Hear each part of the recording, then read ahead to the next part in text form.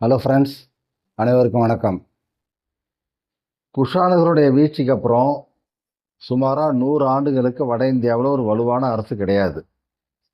சுமார் கிபி 4ஆம் நூற்றாண்டில் ஸ்ரீகுப்தர் அப்படிங்கிற ஒருத்தர் பாடலிபுத்திரத்தில் ஒரு சின்ன ராஜ்யத்தை உருவாக்குறாரு. அந்த அரசை தான் நாம் குப்த பேரரசு அப்படிங்கிறோம். அந்த ஸ்ரீகுப்தர் தான் குப்த மரபு தோற்றுவித்தவர் அப்படின்னு கருதுகிறாங்க. இந்த குப்த மரபானது சுமார் 200 ஆண்டுகள் வட இந்தியாவில் ஆட்சி செய்து, இந்த குப்தருடைய ஆட்சி காலம் அப்படிங்கிறது இந்திய வரலாற்றில் ஒரு பொற்காலம் அப்படின்னு சொல்கிறாங்க.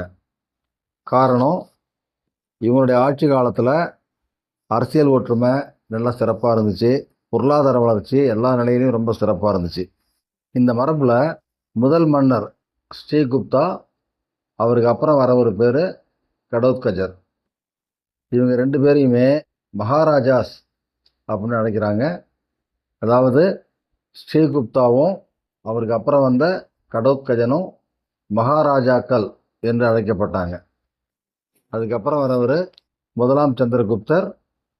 அவருடைய ஆட்சி காலமானது கிபி 320 கிபி 330 வரைக்கும். இது ஆக்சுவலாக ஸ்டார்டிங் ஆஃப் குப்தா எரா அப்படிம்போம். அதாவது குப்த சகாப்தத்தின் தொடக்கம் அப்படிம்போம்.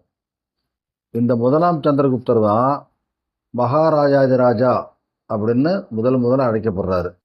அதாவது இவருக்கு முன்னாடி யாரையும் மகாராஜாதிராஜா அப்படின்னு அழைச்சதில்லை போட்டிருக்கு. முதலாம் சந்திரகுப்தருக்கு அப்புறம் ஆட்சிக்கு வர ஒரு பேர் சமுத்திரகுப்தர். இந்த சமுத்திரகுப்தருடைய ஆட்சி காலமானது கிபி 330 கிபி 380 வரைக்கும். குப்த மரபுல மிகவும் சிறப்பு வாய்ந்த, மிகவும் வலிமையான ஒரு மன்னர் அப்படின்னா சமுத்திரகுப்தர் தான். அடுத்தது 2ஆம் சந்திரகுப்தர், அதாவது சந்திரகுப்தா 2. இவருடைய ஆட்சி காலமானது கிபி 380 கிபி 415 வரை. இவருக்கு சாகரி மற்றும் விக்ரமாதித்யன் அப்படிங்கிற பட்ட பெயர்களும் உண்டு. இவர் சமுத்திரகுப்தருடைய பையன். ஆனால் 2வது சந்திரகுப்தருக்கு முன்னாடி அவரோட அண்ணன் ராமகுப்தா அப்படிங்கிறவர் ஆட்சிக்கு வந்ததாக சில வல்லுநர்கள் கருதுகிறாங்க. ஆனால் அதுக்கு போதிய ஆதாரம் கிடையாது.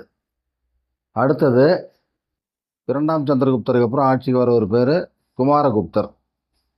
இவர் 2ஆம் சந்திரகுப்தருடைய பையன். இந்த குமாரகுப்தருடைய ஆட்சி காலமானது கிபி 415 கிபி 456 வரைக்கும். இந்த குமாரகுப்தர் தான் நாலந்தா பல்கலைக்கழகம் அப்படின்னு ஒரு பல்கலைக்கழகத்தை நிர்மாணிக்கிறாரு. அடுத்த ஆட்சிக்கு வர ஒரு பேர் ஸ்கந்தகுப்தர். இவருடைய ஆட்சி காலமானது கிபி 456 கிபி 468 வரை. இவருடைய ஆட்சி காலத்தில் மத்திய ஆசிய பகுதியிலிருந்து யூனர்கள் அப்படிங்கிறவங்க படையெடுத்து வராங்க. அவங்கள விரட்டி அடிக்கிறாரு. இதெல்லாம் அவருக்கு ஒரு மிகப்பெரிய சேலஞ்சாக இருக்குது. பட் இருந்தாலும் திறமையாக செய்கிறாரு. ஸ்கந்தகுப்தருக்கு அப்புறம் புருகுப்தர், நரசிம்மகுப்தர், புத்தகுப்தர் மற்றும் பாலாதித்யா இவங்கெல்லாம் ஆட்சிக்கு வராங்க. ஆனால் இவங்கெல்லாம் பூனர்களுடைய படையெடுப்பிலிருந்து குப்த பேரரசை காப்பாற்ற முடியல. அதனால் குப்த பேரரசு வீழ்ச்சி அடையுது. அடுத்தது குப்த பேரரசோட வீழ்ச்சிக்கு அப்புறம் வட இந்தியாவில் பல சின்ன சின்ன சுதந்திர அரசுகள் உருவாகுது. அப்படி உருவாகிற சின்ன சின்ன சுதந்திர அரசுகளில் தானேஸ்வரம் அப்படிங்கிறதும் ஒன்று. இந்த பகுதியை வர்த்தமான மரபினர் ஆட்சி செய்தனர். இந்த வர்த்தமான மரபை தோற்றுவிக்கிறவர் பேர் பிரபாகரவர்தனர். இவருக்கு ராஜ்யவர்தனர், ஹர்ஷவர்தனர் அப்படின்னு 2 மகன்களும், ராஜ்யஸ்ரீ அப்படிங்கிற ஒரு மகளும் இருந்தாங்க. பிரபாகரவர்தனர் மிகச்சிறந்த வீரர். அவர் இறந்ததுக்கு அப்புறம் அவருடைய மகன் ராஜ்யவர்தனர் அரியணை ஏறுறாரு. ஆனால் ரொம்ப காலம் அவரால் ஆட்சி செய்ய முடியல. ரொம்ப குறுகிய காலத்திலேயே எதிரிகளால் அவர் கொல்லப்படுறாரு. அவர் கொல்லப்பட்டதுக்கு அப்புறம் அடுத்த பையன் ஹர்ஷவர்தனர் அரியணை ஏறுறாரு. அவருடைய ஆட்சி காலம் கிபி 606 கிபி 647 வரைக்கும். இவர் தான் தானேஸ்வரத்தில் அப்புறம் ஆட்சி செய்கிறார். அடுத்தது தென்னிந்தியாவில் ஆட்சி செய்த பல்லவர்களை பற்றி பார்ப்போம். இந்த பல்லவர்களுடைய ஆட்சி காலத்தை சிலர் 3ஆக பிரிக்கிறாங்க, சிலர் 2ஆக பிரிக்கிறாங்க.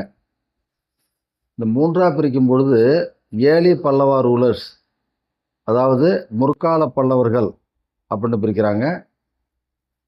அடுத்தது second line of Pallava rulers, அதாவது 2ஆம் அல்லது இடைக்கால பல்லவர்கள் அப்படிங்கிறாங்க.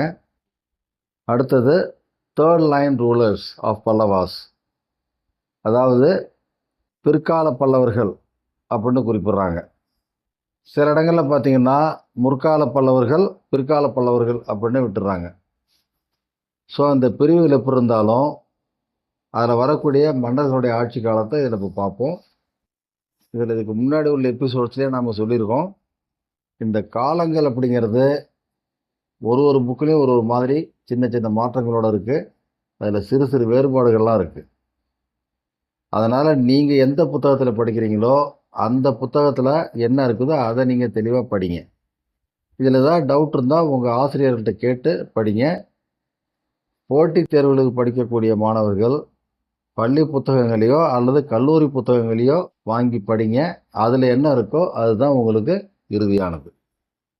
இந்த பல்லவ மன்னர்களுடைய ஆட்சி காலத்தை பொறுத்த வரைக்கும் முற்கால பல்லவர்கள் அப்படின்னு வரும்பொழுது அவங்களுடைய ஆட்சி காலம் கிபி 250 350 வரைக்கும்.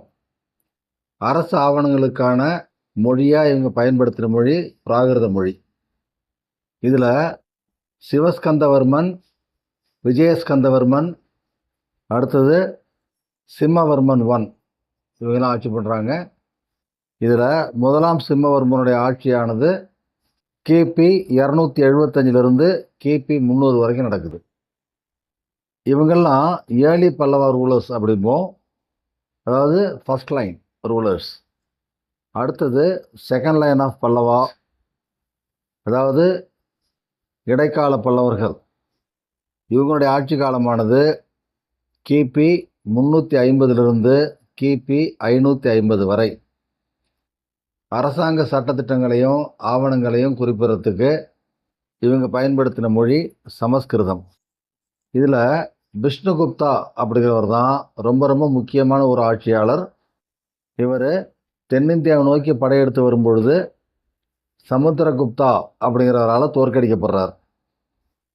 அதுக்கு அடுத்தது பிற்கால பல்லவர்கள், that is third line rulers of Pallavas.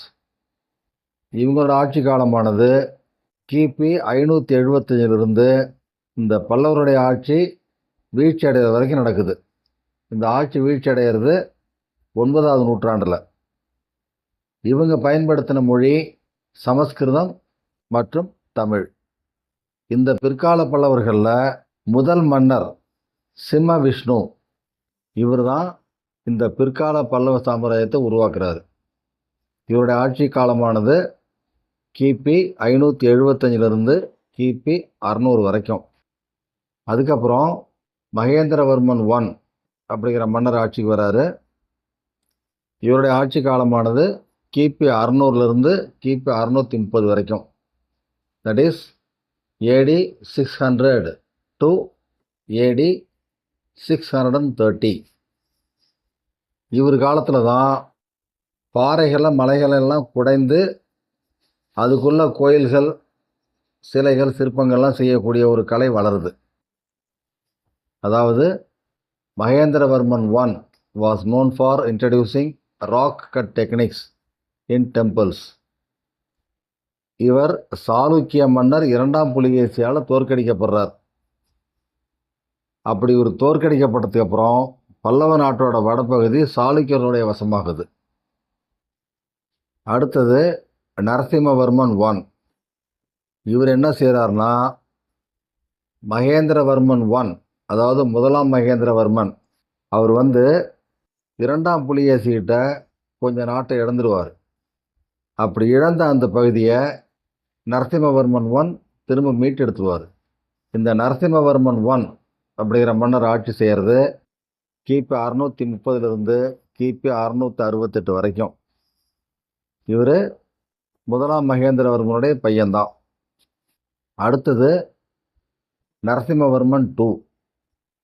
இவரை ராஜசிம்ஹா அப்படின்னு அழைப்பாங்க. இவருடைய ஆட்சி காலமானது கிபி 695 கிபி 722 வரைக்கும். இதுக்கப்புறம் ஆட்சிக்கு வர ஒரு பேர் நந்திவர்மன் 2. இந்த நந்திவர்மன் 2 அப்படிங்கிறவர் சிம்ம விஷ்ணுக்கு அப்புறம் வரிசையாக வாரிசுகள் வராங்க இல்லைங்களா, அந்த வாரிசுகள்லேருந்து வராமல் இவர் வெளியே இருந்து ஆட்சிக்கு வராரு. அதாவது he was the first ruler not descended from சிம்ம விஷ்ணு. அதாவது இந்த சிம்ம விஷ்ணு அப்படிங்கிறவர் தான் இந்த பிற்கால பல்லவருடைய ராஜ்யத்தை உருவாக்குறவர். அதுக்கப்புறம் வரிசையாக அவருடைய வாரிசுகள் தான் வந்துக்கிட்டு இருக்காங்க. இந்த வாரிசுகளில் இல்லாமல் வெளியேருந்து வரக்கூடிய முதல் மன்னர் இவர் தான், அதாவது நந்திவர்மன் 2 அப்படிங்கிறவர். இவருடைய ஆட்சி காலமானது கிபி 730 கிபி 795 வரை. அதுக்கு அடுத்தது ஆட்சிக்கு வரவர் தண்டிவர்மன். இவரோட ஆட்சி காலம் அப்படிங்கிறது சுமார் கிபி 796 கிபி 847 வரைக்கும். அதுக்கப்புறம் அப்ரஜிதவர்மன் அப்படிங்கிறவர் ஆட்சி செய்கிறாரு. அவருடைய ஆட்சி காலமானது கிபி 880 கிபி 897 வரைக்கும்.